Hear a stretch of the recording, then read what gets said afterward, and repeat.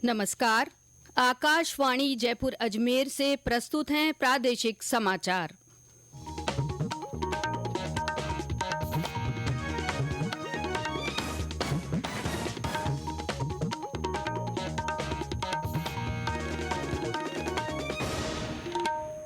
मुख्य समाचार।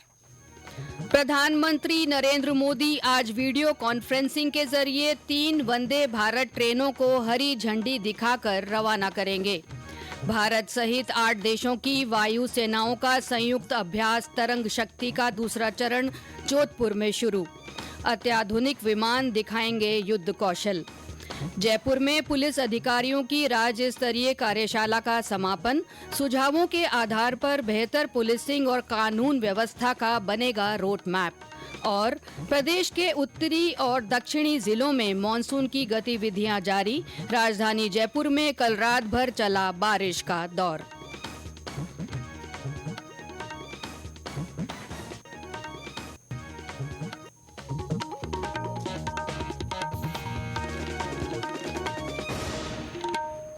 समाचारों के साथ मैं अल्पना राठौड़ और अब समाचार विस्तार से। प्रधानमंत्री नरेंद्र मोदी आज वीडियो कॉन्फ्रेंसिंग के जरिए 3 वंदे भारत ट्रेनों को हरी झंडी दिखाकर रवाना करेंगे। मेक इन इंडिया और आत्मनिर्भर भारत के दृष्टिकोण पर आधारित ये अत्याधुनिक गाड़ियां मेरठ, लखनऊ, मदुरई, बेंगलुरु और चेन्नई नागरकोइल रेल मार्गों पर चलाई जाएंगी। इन गाड़ियों के संचालन से दक्षिण भारत में पर्यटन और व्यापारिक सुविधाओं का और विस्तार होगा। प्रधानमंत्री नरेंद्र मोदी आज नई दिल्ली में जिला न्यायिक अधिकारियों के 2 दिवसीय राष्ट्रीय सम्मेलन का उद्घाटन करेंगे। इस अवसर पर प्रधानमंत्री सर्वोच्च न्यायालय की स्थापना के 75 वर्ष पूरे होने के उपलक्ष्य में एक डाक टिकट और सिक्के का अनावरण भी करेंगे। नई दिल्ली के भारत मंडपम में आयोजित इस 2 दिवसीय सम्मेलन में बुनियादी ढांचे, समावेशी अदालत कक्ष, न्यायिक सुरक्षा, मुकदमों के प्रबंधन और प्रशिक्षण सहित जिला न्यायपालिका के मुद्दों पर 5 सत्र आयोजित किए जाएंगे। उद्घाटन कार्यक्रम में मुख्य न्यायाधीश DY चंद्रचूड़, केंद्रीय कानून मंत्री अर्जुन राम मेघवाल और बड़ी संख्या में न्यायविद और न्यायिक सेवा से जुड़े कार्मिक और अधिवक्ता भाग लेंगे। जोधपुर में कल से भारत सहित 8 देशों की वायु सेनाओं का संयुक्त अभ्यास तरंग शक्ति का दूसरा चरण शुरू हुआ। इसका उद्घाटन वायु सेना के उप प्रमुख एयर मार्शल SP सिंह ने किया। कार्यक्रम में एयर मार्शल नर्मदेश्वर तिवारी और एयर ऑफिसर व कमांडिंग चीफ भी मौजूद थे। 14 सितंबर तक चलने वाले इस अभ्यास में भारत के अलावा America, Japan, France, Greece, Australia, Sri Lanka और सिंगापुर के वायु सैनिक भाग ले रहे हैं। और ब्यौरा हमारे संवाददाता से। तरंग शक्ति अभियान के दूसरे फेज का आगाज शुक्रवार को हो गया है। 100 विभिन्न श्रेणी के एयरक्राफ्ट इस अभियान में हिस्सा ले रहे हैं और ये 600 उड़ान भरकर एक दूसरे से युद्ध कौशल सीखेंगे। 7 सितंबर से ओपन होस्टिंग होगी और 8 सितंबर को सभी दल लोकन साइट सीन करेंगे। वहीं 12 सितंबर को युद्ध अभ्यास में भाग लेने वाले देश के एयर चीफ आएंगे और अंतिम दिन हथियारों की प्रदर्शनी लगेगी। इस अभियान में भारत के साथ Japan, UAE, Sri Lanka, Singapore, America, Greece, France, Australia देश के अपने लड़ाकू विमान के साथ अपनी अपनी ताकत दिखाएंगे। इसके साथ ही एक दूसरे देशों के लड़ाकू विमान भी उड़ाएंगे। रामेश्वर बेड़ा, आकाशवाणी समाचार, जोधपुर। प्रदेश में मानसिक स्वास्थ्य सेवाओं को और सुदृढ़ बनाया जाएगा। इस दिशा में राज्य सरकार ने टेली मानस हेल्पलाइन और मानसिक स्वास्थ्य परामर्श केंद्रों का दायरा बढ़ाने का फैसला किया है। चिकित्सा मंत्री गजेंद्र सिंह खींवसर ने राष्ट्रीय मानसिक स्वास्थ्य कार्यक्रम की समीक्षा बैठक में युवाओं और विद्यार्थियों में बढ़ते मानसिक रोगों के निदान के लिए स्वयंसेवी संस्थाओं के सहयोग से कार्य योजना बनाने के निर्देश दिए। चिकित्सा मंत्री ने कोटा और सीकर सहित दूसरे जिलों में विभिन्न प्रतियोगी परीक्षाओं की तैयारी करवाने वाले कोचिंग संस्थानों के लिए गाइडलाइन की पालना सुनिश्चित करने के निर्देश दिए। चिकित्सा विभाग की अतिरिक्त मुख्य सचिव शुभ्रा सिंह ने बताया कि आगामी 10 सितंबर को विश्व आत्महत्या रोकथाम दिवस के लिए कार्य योजना बनाई जा रही है और मानसिक रोगों के संबंध में सहायता के लिए टोल फ्री नंबर सेवा का प्रचार प्रसार कर इसकी नियमित मॉनिटरिंग की जाएगी। उन्होंने बताया कि प्रत्येक जिला अस्पताल में मानसिक रोगों के के इलाज के लिए 10 बेड का डेडिकेटेड वार्ड बनाए जाने के संबंध में निर्देश दिए गए हैं।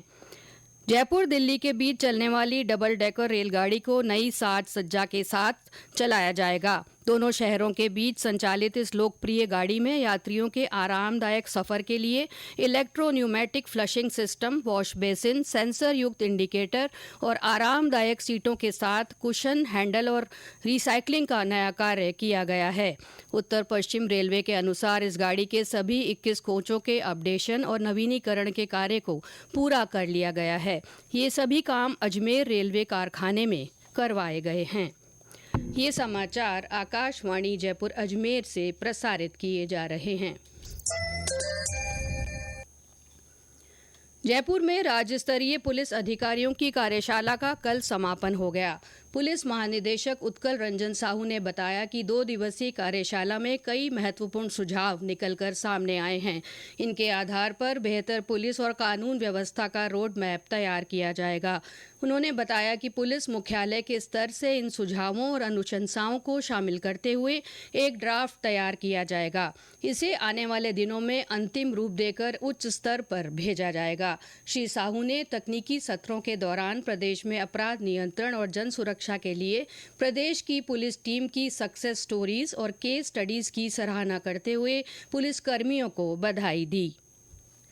राष्ट्रपति द्रौपदी मुर्मू ने पेरिस पैरालंपिक खेलों में एयर राइफल स्पर्धा में स्वर्ण पदक जीतने पर अवनी लेखरा को बधाई दी है। एक सोशल मीडिया पोस्ट में राष्ट्रपति ने कहा कि देश को इस ऐतिहासिक और असाधारण उपलब्धि पर गर्व है और उनका दृढ़ संकल्प सभी के लिए प्रेरणादायक है। राष्ट्रपति ने महिलाओं की 100 मीटर स्पर्धा में कांस्य पदक जीतने पर प्रीति पाल को भी बधाई दी। श्रीमती मुर्मू ने पुरुषों की 10 मीटर एयर पिस्टल स्पर्धा में रजत पदक लाने वाले मनीष नरवाल और महिला निशानेबाज मोना अग्रवाल को भी बधाई दी। इससे पहले प्रधानमंत्री नरेंद्र मोदी ने भी अवनी लेखरा सहित भारतीय एथलीटों को उनकी उपलब्धि के लिए शुभकामनाएं दी हैं। सोशल मीडिया पोस्ट में श्री मोदी ने अवनी लेखरा के समर्पण की सराहना की और कहा कि ये भारत को गौरवान्वित कर रहा है। प्रधानमंत्री ने दूसरे एथलीटों को बधाई देते हुए कहा कि उनकी सफलता उभरते एथलीटों को प्रेरित करेगी। राज्यपाल हरिभाऊ किशन राव बागड़े और मुख्यमंत्री भजन लाल शर्मा ने भी पदक जीतने वाले सभी भारतीय पैरा ओलंपियनों को शुभकामनाएं दी हैं। इस बीच पैरालंपिक खेलों में भारत की पदक की उम्मीदें आज तीसरे दिन भी निशानेबाजों पर टिकी हुई हैं। आज बैडमिंटन और तीरंदाजी के भी कई मुकाबले होंगे। प्रदेश के पूर्वी, उत्तरी और दक्षिणी जिलों में बीते 24 घंटों के दौरान कई स्थानों पर बारिश की गतिविधियां दर्ज की गई हैं। राजधानी जयपुर में करीब हफ्ते भर बाद कल देर शाम मानसून ने एक बार फिर रफ्तार पकड़ी और जिले के कई हिस्सों में अच्छी बारिश हुई। इधर प्रदेश के उत्तरी जिलों में पिछले कुछ दिनों से चल रहा बारिश का दौर बीती रात भी रुक रुक कर जारी रहा। हनुमानगढ़ के कई गांवों में जल भराव की स्थिति देखी जा रही है। पड़ोसी गंगानगर जिले में भी अच्छी बारिश से लोगों को गर्मी और उमस से राहत मिली है। डूंगरपुर जिले में पिछले कुछ दिनों से हो रही बारिश से मेवाड़ा बांध ओवरफ्लो हो गया है। बांध पर चादर चलने से स्थानीय लोगों में उल्लास का माहौल है। वहीं राजसमंद का नंद संबंध बांध भी कल छलक गया। बांध का ओवरफ्लो पानी बनास नदी में बहने लगा है। पानी के राजसमंद झील पहुंचने की उम्मीद है। इधर जयपुर सहित 3 जिलों की पेयजल आपूर्ति के प्रमुख स्रोत बीसलपुर बांध में अब पानी की आवक धीमी हो गई है। बांध पूर्ण भराव क्षमता के करीब पहुंच गया है। मौसम विभाग के अनुसार आज कोटा, भरतपुर, अजमेर, उदयपुर, बीकानेर और जोधपुर संभागों में कुछ स्थानों पर हल्की बारिश की संभावना है। और अंत में मुख्य समाचार एक बार फिर। प्रधानमंत्री नरेंद्र मोदी आज वीडियो कॉन्फ्रेंसिंग के जरिए 3 वंदे भारत ट्रेनों को हरी झंडी दिखाकर रवाना करेंगे। भारत सहित 8 देशों की वायु सेनाओं का संयुक्त अभ्यास तरंग शक्ति का दूसरा चरण जोधपुर में शुरू हो गया है। अत्याधुनिक विमान युद्ध कौशल का प्रदर्शन करेंगे। जयपुर में पुलिस अधिकारियों की राज्य स्तरीय कार्यशाला का समापन हो गया है। सुझावों के आधार पर बेहतर पुलिसिंग और कानून व्यवस्था का रोड मैप बनाया जाएगा। और प्रदेश के उत्तरी और दक्षिणी जिलों में मानसून की गतिविधियां जारी हैं। राजधानी जयपुर में कल फिर से बारिश का दौर शुरू हुआ। इसके साथ ही प्रादेशिक समाचार बुलेटिन समाप्त हुआ। नमस्कार।